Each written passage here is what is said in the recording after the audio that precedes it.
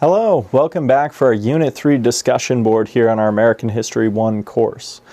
This week, and you may have noticed last week I was talking about some of these disagreements or different subjects covered by historians. We live in a society where we really like to find the right answer quickly, right? We all hop on the Googler and we type in whatever it is and we expect to have the right answer in those first search results, and sometimes we take it just out of ease.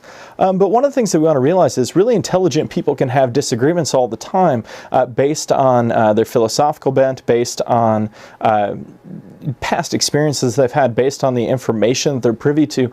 All those things can come into play, and so that's where our evaluating evidence skill last week was so huge. But this week we're talking about historical agency. So we want to talk about contingent moments in history, the idea that people can significantly alter the course of events or maintain the status quo. And this week we're going to talk about some different historians and arguments they've made about the American Revolution, and I'm going to talk to you about them here on the discussion board. And what your question is this week is it fair to identify the actions of the Patriots or Crown, including Loyalists, as the sole reason for the eventual war? Why do you think that? So defend that position. Go find some quality information. If you have a closely held belief, feel free to find some ammunition that'll help you really provide meaningful artillery support to your argument, but also provide some examples of historical agency or contingency in your discussion. So one of the things is people have been debating the causes of the American Revolution since before it happened, and historians continue to interpret and reinterpret these events, have all these disagreements. So it's one of the best panels if you go to the AHA or OHA, these big conferences for historians. But one of the big ones that we can see is Gordon S. Wood. This book won the Pulitzer Prize, top history book in the world that year. And his book's called The Radicalism of the American Revolution.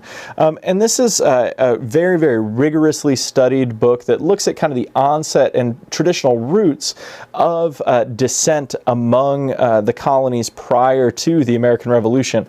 And makes this argument that people were being radicalized long before the Boston Tea Party or any of these other events kind of took out. In a very similar vein, another book that's really meaningful by the historian Pauline Maier. This book came out in the 1970s, and it was a really important book. It's called From Resistance to Revolution, and this book is subtitled Colonial Radicals and the Development of American Opposition to Britain, 1765 to 1776.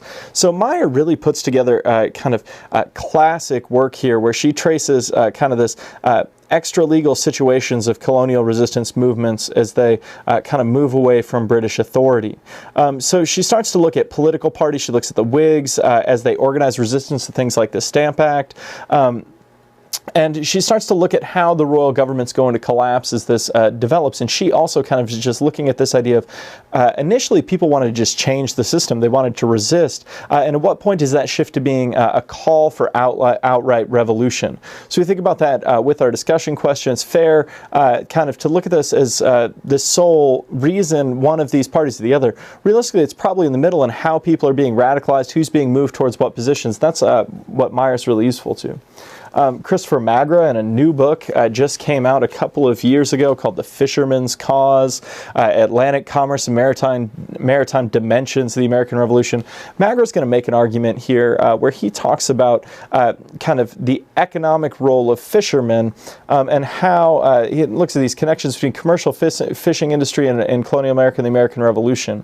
And so he's going to look at this event, the revolution is going to happen in the United States as a broader Atlantic event tied into a lot of other things that are going on with commercial industries that are transversing the Atlantic, particularly having to do with fishermen off the coast of Maine, off Nova Scotia, and how this kind of interacts with it.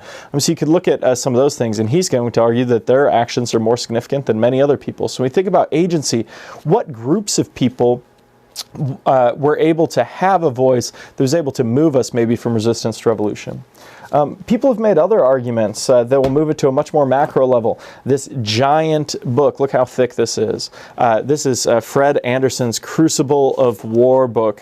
So long, in fact, that he had to make a second, shorter version that's the same book with less evidence. But this is a book that makes a very kind of different argument than you might be used to. This book argues that the American Revolution actually started with the 7 Years' War, or what people commonly call the French and Indian War.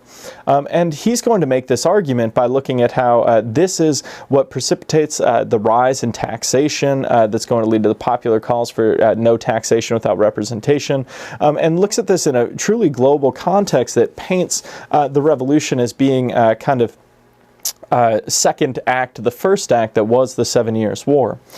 So all sorts of different interpretations of the American Revolution. So as you consider this, I encourage you to look at some different information, pull out some different things, and also bring in your own unique perspective to talk about kind of how people can kind of really move the events of history through their actions. If you have any questions, let me know. Otherwise, I will see you back here for the discussion board next week. Good luck this week. Have a great week.